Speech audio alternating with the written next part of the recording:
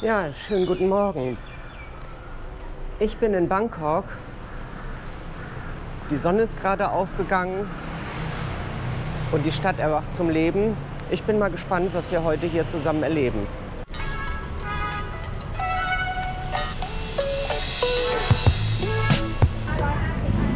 So wichtig, hier an den Linksverkehr zu denken. Nicht nur auf der Straße, da wird man eh platt gefahren, sondern wenn man läuft.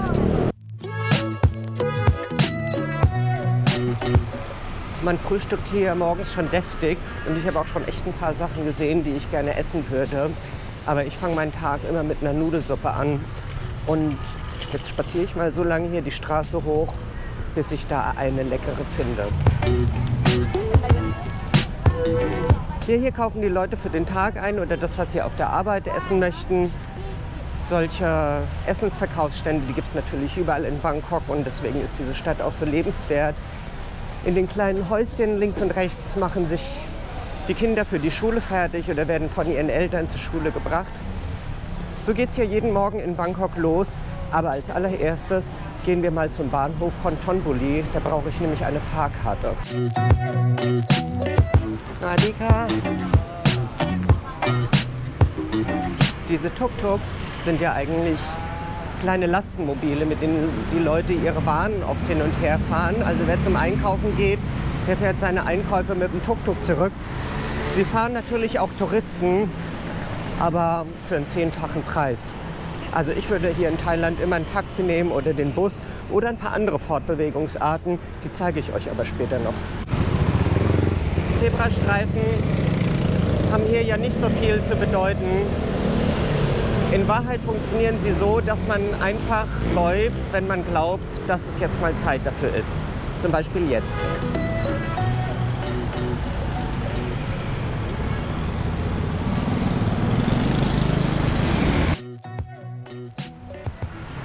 So, hier ist auch schon der Bahnhof von Thonburi.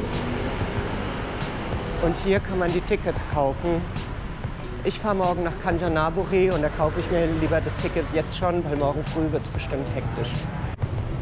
Das war ein kurzes Gespräch, denn man kann überhaupt keine Tickets vorher kaufen. Deswegen hat es auch die ganze Zeit auf der Buchungsseite nicht geklappt. Das erklärt einiges. Das bedeutet morgen früh aufstehen, hierher spazieren. Jetzt kenne ich wenigstens schon mal die Strecke und dann kaufe ich mir hier rechtzeitig die Fahrkarte. Auch eigentlich cool hier dieser riesige Markt. Der ist auch auf keiner Karte eingezeichnet. Aber wenn man hier wohnt, weiß man einfach, was es hier so zu kaufen gibt. Und hier gibt es auf jeden Fall jede Menge zu kaufen. Da drin gibt es ja bestimmt auch eine Nudelsuppe. Aber wenn ich da jetzt reingehe, komme ich 2 Stunden wieder nicht raus. Essen, essen, essen, essen. In Thailand dreht sich eh alles ums Essen. Aber hier kaufen auch die ganzen Krankenschwestern und die Bediensteten im großen Sirat Hospital ein. Das ist nämlich hier um die Ecke und das ist eines von den größten Krankenhäusern in Bangkok. Ein riesiger Betrieb. Und die Leute brauchen natürlich alles verdientermaßen Gutes zu essen.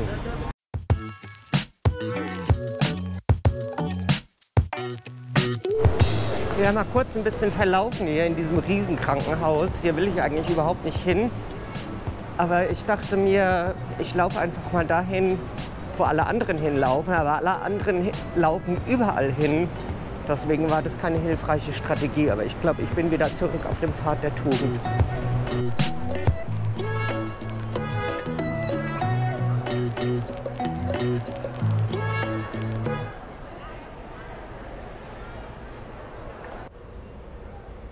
So, jetzt bin ich da, wo ich hin will, nämlich am Bootsanleger.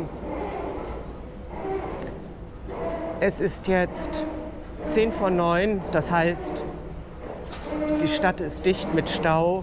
Wenn ich mich jetzt in den Bus setze, bin ich 2 Stunden unterwegs. Aber es gibt eine Fortbewegungsart in Bangkok, die kann ich eigentlich nur empfehlen, wenn man auch ein bisschen was von der Stadt sehen will. Und das ist natürlich die Fahrt auf dem Chao Phraya-Fluss. Da hinten kommt auch schon mein Boot. Das legt jetzt noch einmal an. Es gibt mehrere Bootslinien, die sind alle mit unterschiedlichen Flaggen gekennzeichnet. Welche hält, erkennt man da vorne. Ich fahre mit der orangenen Flagge, das ist nämlich das schnellste und fährt auch durch die ganze Stadt. Gleich kommt's.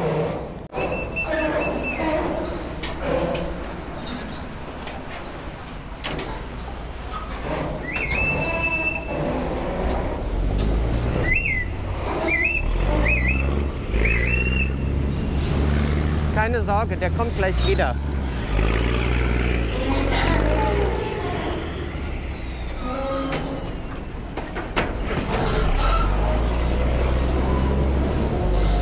Oh, sorry.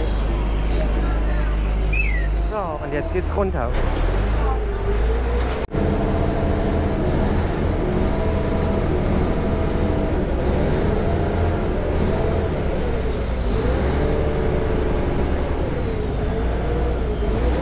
Jetzt kommt auch gleich die Bootsschaffnerin und kassiert mich ab. Deswegen muss man sich vorher immer genau überlegen, wo man hinfahren will.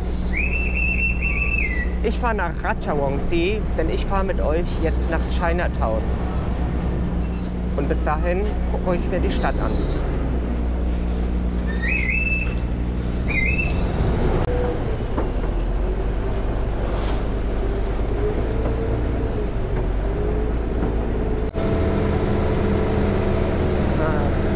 Das ist auch neu, das gab es früher nicht. Die Schaffnerin verkauft die Karten und die andere kontrolliert so, ob sie es auch wirklich gemacht hat. Vier-Augen-Prinzip, sehr gut.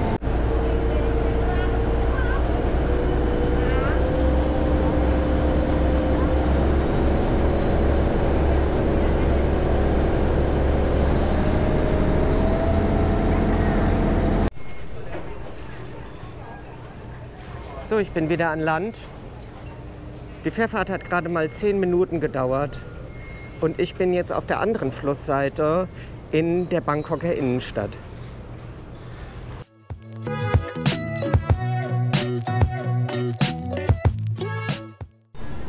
Ein Aufkleberladen, der nichts anderes verkauft als Aufkleber, auch für die ungewöhnlichsten Zusammenhänge. Gut, ja. Reisnudeln. Ich wollte gerade sagen, wenn ich hier in Chinatown keinen Stand mit Reisnudeln finde, dann nirgendwo. Und die haben auch eine sehr gute Auswahl an Zutaten und Bällchen. Hier so kleine Teigtaschen, Fisch und frittiertes Tofu, grünes Zeugs, Fischbällchen, Ei, wahrscheinlich Hühnerbällchen, wahrscheinlich Schrimmbällchen. Ich bin mal sehr gespannt, wie das hier wird. So, ich bin fündig geworden, nur ein paar hundert Meter weiter. Nudelsuppe mit Schweinefleischbällchen. Hier ist das Zubehör, Fischsoße, Chilis in Essig, Zucker und nochmal gemahlene Chiliflocken. Die haben es richtig in sich. Und hier in Chinatown gibt es auch immer sowas, das ist so geröstetes Chili mit Öl oder sowas. Keine Ahnung. Ich nehme immer nur das Essig mit Chili und mache noch ein bisschen Chiliflocken rein. Und dann hat es richtig Wumms. Nudelsuppe ist ja ein chinesisches Gericht. Und man isst das mit Stäbchen. Das ist eigentlich gar kein Problem, weil man darf schlürfen und es gibt auch ansonsten wenig Etikette dabei. Das sind übrigens Hackfleischbällchen, ausgezeichnet. Eigentlich ist es ja ein bisschen schade, dass nicht viel mehr Leute, die Thailand besuchen, in diesen Garküchen essen. Eigentlich ist es gar nicht so schwer und trotzdem sieht man ganz viele Touristinnen und Touristen eher in den Restaurants sitzen, wo sie von Bildern auswählen können oder vielleicht eine englische Speisekarte haben. Natürlich kann man sich nicht immer so gut verständlich machen, aber mit Händen und Füßen klappt es natürlich. Und die Leute sind doch auch immer sehr bemüht, einem zu erklären, was man da essen kann. Am Ende kriegt man immer was. Ich habe hier noch nie gehungert.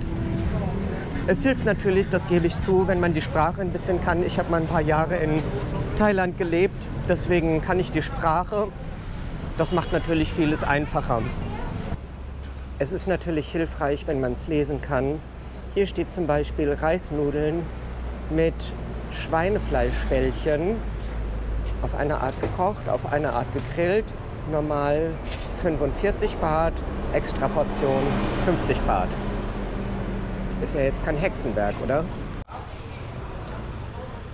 Ganz offensichtlich bin ich jetzt in Chinatown und hier gibt es das ganze Zubehör für das chinesische Neujahrsfest, das kommt ja noch, aber auch um ansonsten das Glück heraufzubeschwören.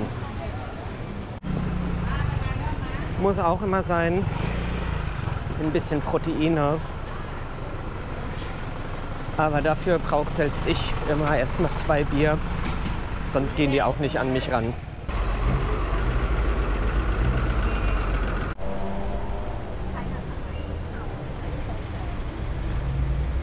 Chinatown ist ja auch dafür bekannt, dass man hier jede Menge Zutaten der traditionellen chinesischen Medizin und der chinesischen Küche kaufen kann. Es ist noch nicht ganz so weit, aber jetzt beginnen gleich die Geschäfte und die Stände, wo man eigentlich nicht mehr genau weiß, um was es sich hierbei handelt. Ist aber auch gar nicht schlimm, man kann es einfach probieren. Kränker wird man bestimmt nicht, vielleicht aber auch einfach nicht gesund.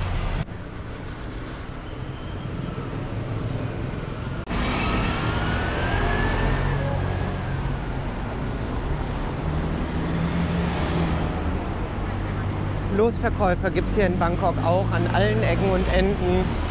Ein Los kostet nicht viel, aber man gewinnt auch nicht viel, dafür oft.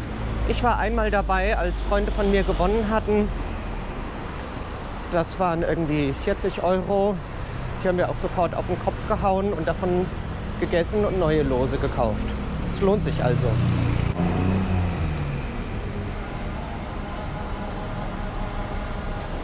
So, ich bin jetzt erstmal fertig mit Chinatown.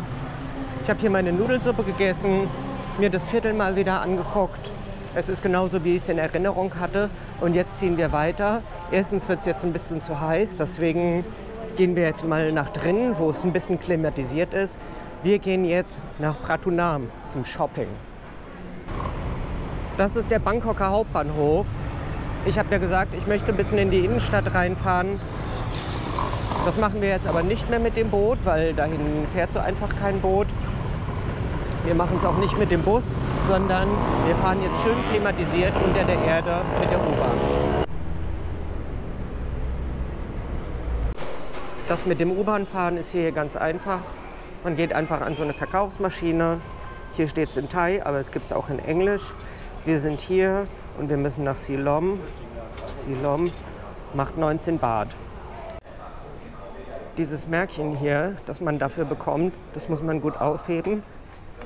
Hier draufhalten, dann geht's durch und dann geht's runter ans Gleis.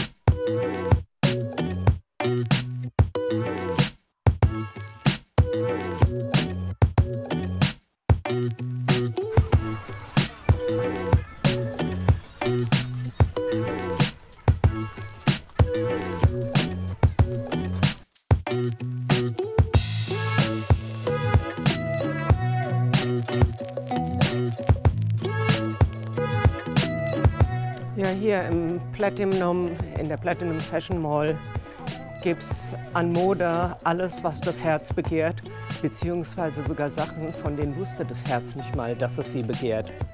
Ich finde ja, die Thais haben einen sehr individuellen Bekleidungsstil.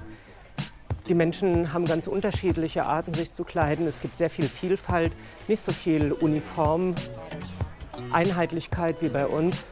Und das liegt natürlich auch damit zusammen, dass es hier wahnsinnig viel unterschiedliche Auswahl zu kaufen gibt. Touristinnen sieht man hier übrigens gar nicht so viele. Das hängt damit zusammen, dass die meisten Kleidergrößen für die asiatische Zierlichkeit gemacht sind und die westlichen Frauen und Männer da eigentlich nicht reinpassen. Glaubt's mir, ich habe es ausprobiert, man passt nicht rein. Ein kurzer Zwischenstopp für noch mehr Streetfood. Ich kenne den Namen natürlich nicht, weiß nicht, was das für ein Gemüse ist und ich weiß nicht, was das für ein Fleisch ist, aber ich kenne beides ausgezeichnet.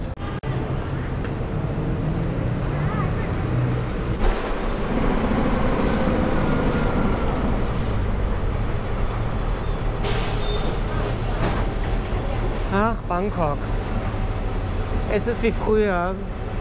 Man ist sehr viel unterwegs. Es dauert immer wahnsinnig lange, um von A nach B zu kommen. Und viele Sachen kriegt man dann doch nicht so hin, wie man sie sich vorgestellt hat. Ich wollte eigentlich ins Phraenkiet Plaza, aber das gibt es so gar nicht mehr. Das war mal die größte IT-Mall, da konnte man alles bekommen. Wirklich alles. Es war unglaublich. War auch in Pratunam, aber sowas, das gibt es heute gar nicht mehr. Das ist eigentlich schade. Jetzt setze ich mich wieder in den Bus und fahre zurück, weil heute Abend treffe ich mich noch mit einer Freundin.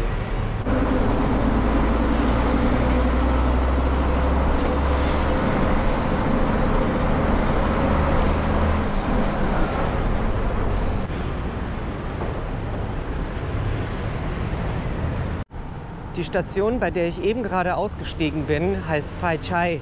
Das heißt übersetzt Suchscheinwerfer. Jetzt fragt man sich, wie kann denn eine Bahnstation Suchscheinwerfer heißen? Das kommt aus der Zeit, als in Thailand der Zweite Weltkrieg stattfand.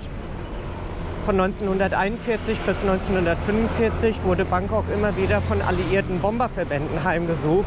Und hier waren damals die Suchscheinwerfer aufgestellt, mit denen man versucht hat, die Bomberverbände anzuleuchten und dann abzuschießen. Phai Chai, Suchscheinwerfer.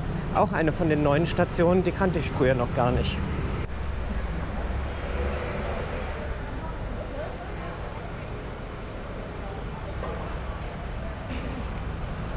So, Mittagsessenzeit, endlich mal wieder.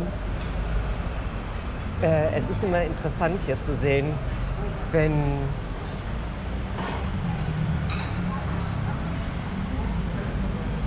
alle gebannt zurückweichen. Alle gebannt zurückweichen, weil sie Angst haben, dass sie jetzt Englisch sprechen müssen und dann merken, dass ich aber auch Thai mit ihnen sprechen kann. Das ist sofort eine andere Atmosphäre. Diesmal Reisnudeln mit Rindfleischbällchen. Hier gibt es ja dann auch immer so einen verdünnten grünen Tee zum Trinken. Der kommt in so einem Glas mit Eis. Ich finde, vor dem Eis hier muss man sich nicht fürchten. Das ist sauber, hatte ich noch nie Probleme. Aber das soll auch nichts heißen. Ich wollte schon viel früher wieder zu euch sprechen, aber ich konnte nicht, weil ich mir die Suppe leider eben ein bisschen zu scharf gemacht habe. Ich bin doch noch nicht in ganz alter Form wie früher. Da muss man ein bisschen vorsichtig sein. Hier hat man es schnell übertrieben. Ich mache jetzt erstmal ein bisschen Siesta und muss ein bisschen was arbeiten. Und heute Abend nach Sonnenuntergang melde ich mich. Dann gehen wir noch mal ganz toll aus.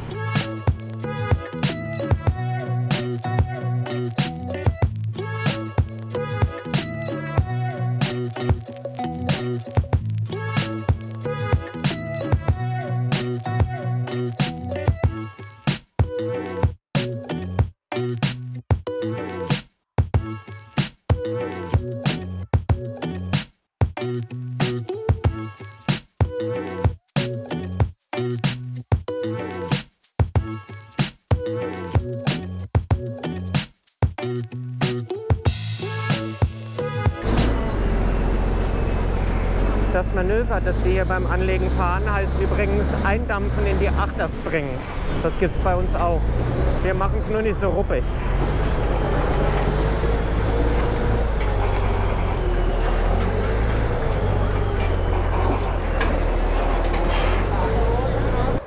Ich bin auf der anderen Seite des Flusses. Ich bin wieder auf der östlichen Seite des Chao Phraya Flusses in einem Stadtteil, der heißt Bang Lampu. Und hier wird man jetzt außer mir noch andere Touristen sehen, denn hier um die Ecke ist dieses berühmte Backpackerviertel Khao San Road.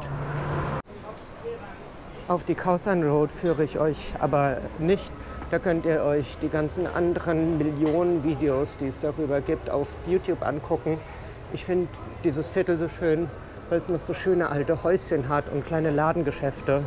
Aber hier tobt natürlich der Tourismus. Da ist nichts Schlechtes dran, man muss es nur mögen.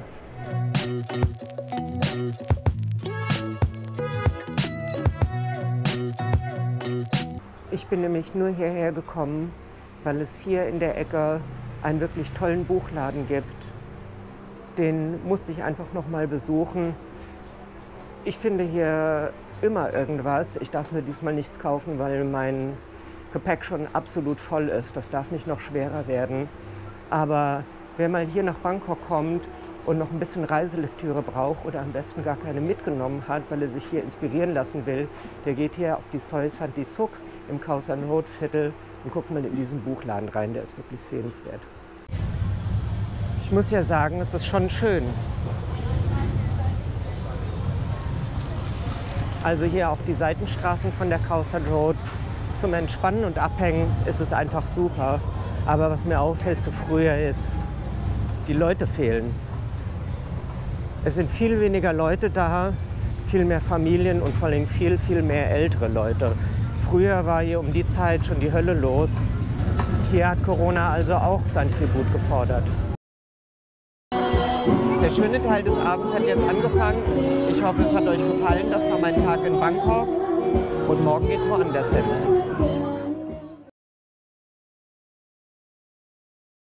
Und die U-Bahn fährt da hinten ab, ist klimatisiert und unter der Erde, ja.